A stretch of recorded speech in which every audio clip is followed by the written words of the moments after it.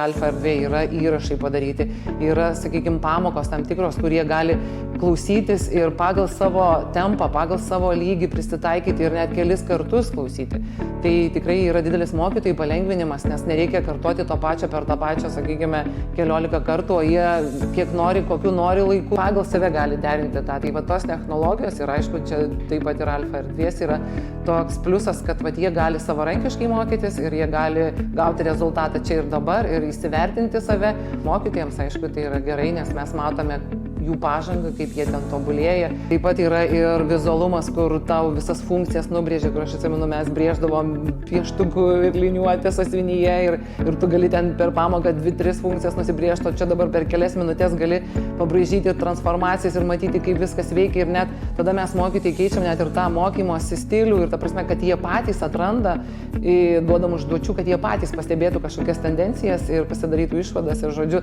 tada jiems labiau išlieka mintyse tie visi dalykai.